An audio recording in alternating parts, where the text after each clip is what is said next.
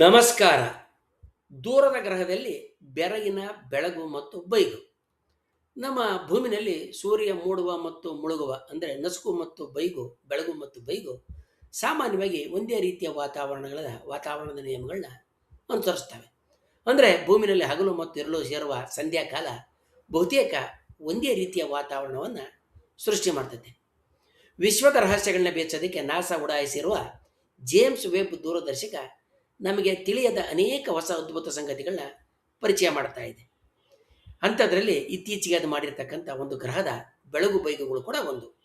ಇತ್ತೀಚೆಗೆ ಭೂಮಿಯಿಂದ ಸುಮಾರು 700 ಬೆಳಕಿನ ವರ್ಷಗಳಷ್ಟು ದೂರದಲ್ಲಿರುವ WASP 39b ಎನ್ನುವ ಅನಿಲ ದೈತ್ಯ ಗ್ರಹದ ವಾತಾವರಣವನ್ನು ಪರಿಶೀಲನೆ ಮಾಡಿದಾಗ ಅಲ್ಲಿ 2 ಸಂಧ್ಯಾಕಾಲದ ವಾತಾವರಣಗಳು ಅತಿ ವಿಲಕ್ಷಣವಾಗಿರೋದು ಕಂಡುಬಂದಿದೆ.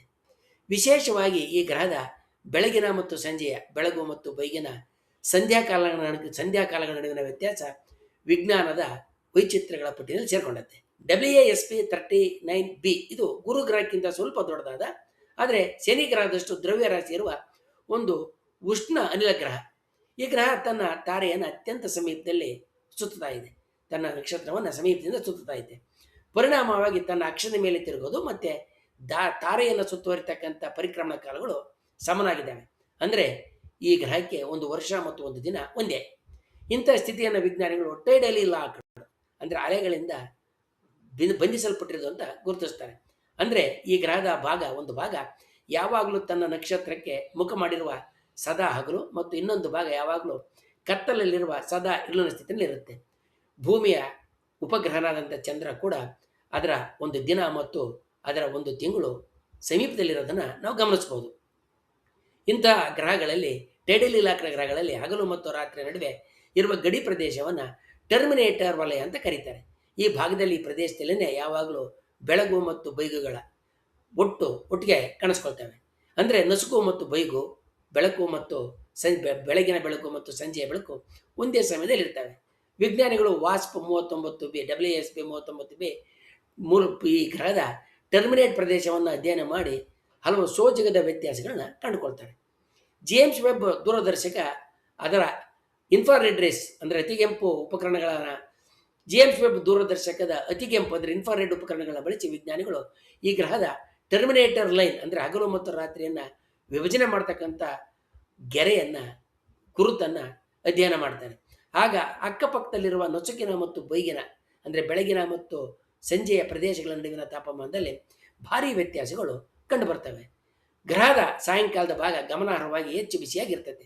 ಇಲ್ಲಿ ತಾಪಮಾನ ಸುಮಾರು 800 ಡಿಗ್ರಿ ಸೆಲ್ಸಿಯಸ್ವರೆಗೆ ತಲುಪ್ತದೆ. ಇದಕ್ಕೆ ವ್ಯತಿರಿಕ್ತವಾಗಿ ಬೆಳಗಿನ ಸಂಧ್ಯಾಕಾಲದ ಭಾಗ ತಂಪಾಗಿದ್ದು ಸುಮಾರು ಅದಕ್ಕಿಂತ ತಂಪಾಗಿರ್ತದೆ ಮತ್ತು 600 ಡಿಗ್ರಿ ಸೆಲ್ಸಿಯಸ್ ಇರ್ತದೆ. ಎರಡು ಪ್ರದೇಶಗಳ ನಡುವಿನ ತಾಪಮಾನದ ವ್ಯತ್ಯಾಸ 200 ಡಿಗ್ರಿ ಸೆಲ್ಸಿಯಸ್ನಷ್ಟು. ಇದು ಗ್ರಹದ ವಾತಾವರಣದಲ್ಲಿ ಅತಿ ವೇಗದ ಗಾಳಿಗಳು ಉಷ್ಣತೆಯನ್ನು ಒಂದು ಭಾಗದಿಂದ ಮತ್ತೊಂದು ಭಾಗಕ್ಕೆ ಸಾಗಿಸ್ತಾ ಇರೋದರ ಪರಿಣಾಮ ಆಗೈತೆ. ಈ ವ್ಯತ್ಯಾಸಕ್ಕೆ ಮುಖ್ಯವಾದಂಥ ಕಾರಣ ಅಂತ ಹೇಳಿದ್ರೆ ಗ್ರಹದ ಸುತ್ತಲೂ ಬೀಸ್ತಕ್ಕಂಥ ಭಾರಿ ಮಾರುತಗಳು, ಉಷ್ಣದ ಬಿಸಿಯ ಮಾರುತಗಳು ಗ್ರಹದ ಹಗಲಿನ ಭಾಗದಿಂದ ಶಾಖವನ್ನು ಹೊತ್ತು ಒಯ್ತಕ್ಕಂಥ ಮಾರುತಗಳು ಗ್ರಹದ ಸಾಯಂಕಾಲದ ಭಾಗದ ಮೂಲಕ ಚಲಿಸ್ತವೆ. ಇದರಿಂದ ಆ ಭಾಗ ಹೆಚ್ಚು ಬಿಸಿ ಆಗ್ತದೆ. ಅಂದರೆ ಬೆಳಗಿನ ಭಾಗಕ್ಕೆ ತಲುಪುವಷ್ಟರಲ್ಲಿ ಈ ಮಾರುತಗಳು ರಾತ್ರಿಯ ಭಾಗದ ತಂಪನ್ನು ಹೊತ್ತು ತರೋದ್ರಿಂದ ಅಲ್ಲಿನ ತಾಪಮಾನ ಕಡಿಮೆ ಇರ್ತದೆ. ಇದು ಅಲ್ಲದೆ ಗ್ರಹದ ವಾತಾವರಣದಲ್ಲಿರುವ ಮೋಡಗಳ ಹಂಚಿಕೆ ಕೂಡ ಈ ವ್ಯತ್ಯಾಸಕ್ಕೆ ಕಾರಣ ಆಗಿರ್ಬೋದಂತ ವಿಜ್ಞಾನಿಗಳು ಊಹೆ ಮಾಡ್ತಾ ಇದ್ದಾರೆ. ಬೆಳಗಿನ ಭಾಗ ಹೆಚ್ಚು ಮೋಡಗಳಿಂದ ಕೂಡಿರ್ಬೋದು. ಇದು ನಕ್ಷತ್ರದ ಬೆಳಕನ್ನು ಪ್ರತಿಫಲಿಸಿ ತಂಪಾಗಿಸೋದಕ್ಕೆ ಸಹಾಯ ಮಾಡಿರ್ಬೋದು ಅಂತ ಊಹಿಸಲಾಗಿದೆ. ಜೇಮ್ಸ್ ವೆಬ್ ದೂರದರ್ಶಕ ಇತ್ತೀಚೆಗೆ ಇನ್ನೊಂದು ಉಷ್ಣ ಅನಿಲ ಗ್ರಹವಾದಂಥ WASP 121b ನಲ್ಲಿಯೂ ಕೂಡ ಬೆಳಕಿನ ಮತ್ತು ಸಾಯಂಕಾಲದ ಬೆಳಗು ಮತ್ತು ಬೈಗಿನ ವಾತಾವರಣಗಳ ನಡುವಿನ ವ್ಯತ್ಯಾಸಗಳು ಸ್ಪಷ್ಟವಾಗಿ ಬೇರೆಯಾಗಿರೋದನ್ನು ಪತ್ತೆ ಹಚ್ಚಿದೆ. ಈ ಗ್ರಹದಲ್ಲಿ ಹಗಲಿನ ತಾಪಮಾನ ಸುಮಾರು 2500 ಡಿಗ್ರಿ ಸೆಂಟಿಗ್ರೇಡ್ ತಲುಪುತ್ತೆ. ಅಲ್ಲಿನ ರಾಸಾಯನಿಕ ಸಂಯೋಜನೆಗಳು ಕೂಡ ಬೆಳಗಿನ ಮತ್ತು ಸಾಯಂಕಾಲದ ಭಾಗಗಳಲ್ಲಿ ಬದಲಾಗ್ತಾನೆ ಇರ್ತವೆ. ಗ್ರಹ ತನ್ನ ನಕ್ಷತ್ರದ ಮುಂದೆ ಹಾದು ಹೋಗಬೇಕಾದ್ರೆ ನಕ್ಷತ್ರದ ಬೆಳಕಿನ ಒಂದು ಭಾಗ ಗ್ರಹದ ವಾತಾವರಣದ ಮೂಲಕ ಹಾದು ಬರ್ತದೆ. ವಾತಾವರಣದಲ್ಲಿರುವ ಅನಿಲಗಳು ನಿರ್ದಿಷ್ಟ ತರಂಗಾಂತರಗಳ ಬೆಳಕನ್ನು ಹೀರಿಕೊಳ್ತವೆ. ಈ ಹೀರಿಕೊಳ್ಳುವಿಕೆಯ ಸೂಕ್ಷ್ಮ ಬದಲಾವಣೆಯನ್ನು ಅಳೆಯೋದ್ರ ಮೂಲಕ ವಿಜ್ಞಾನಿಗಳು ವಾತಾವರಣದ ಉಷ್ಣತೆ, ಮೋಡಗಳು ಮತ್ತು ರಾಸಾಯನಿಕ ಸಂಯೋಜನೆಯನ್ನು ತೀರ್ಮಾನ ಮಾಡ್ತಾರೆ. ಜೇಮ್ಸ್ ವೆಬ್ನ ಅತಿ ಸೂಕ್ಷ್ಮವಾದ ಈ ಜೇಮ್ಸ್ ವೆಬ್ ದೂರದರ್ಶಕದ ಅತಿ ಸೂಕ್ಷ್ಮ ಸಂವೇದಕಗಳು ಸೆನ್ಸಾರ್ಸ್ ಈ ಕೆಲಸವನ್ನು ಪೂರ್ವವಾದಂಥ ನಿಖರತೆಯಿಂದ ನಿರ್ವಹಣೆ ಮಾಡಿದ್ದಾವೆ. ಈ ಆವಿಷ್ಕಾರ ಅನ್ಯಗ್ರಹಗಳ ವಾತಾವರಣಗಳು 3 ಆಯಾಮದ ಸಂಕೀರ್ಣ ಮತ್ತು ಚಲನಶೀಲ ವ್ಯವಸ್ಥೆಗಳಾಗಿದ್ದಾವೆ ಅನ್ನೋದನ್ನು ದೃಢಪಡಿಸಿದ್ದಾವೆ. ಹಿಂದೆ ವಿಜ್ಞಾನಿಗಳು ಒಂದು ಗ್ರಹದ ವಾತಾವರಣವನ್ನು ಸಮಗ್ರವಾಗಿ ಒಂದೇ ರೀತಿಯಲ್ಲಿದೆ ಅಂತ ಪರಿಗಣಿಸ್ತಾ ಇತ್ತು. ಈಗ ಒಂದೇ ಗ್ರಹದ ವಿವಿಧ ಭಾಗಗಳಲ್ಲಿ ಸಂಪೂರ್ಣ ಭಿನ್ನ ಹವಾಮಾನ ವ್ಯವಸ್ಥೆಗಳು ಇರಬಹುದು ಅಂತೇಳಿ ಸ್ಪಷ್ಟವಾಗಿ ಗೊತ್ತಾಗುತ್ತೆ.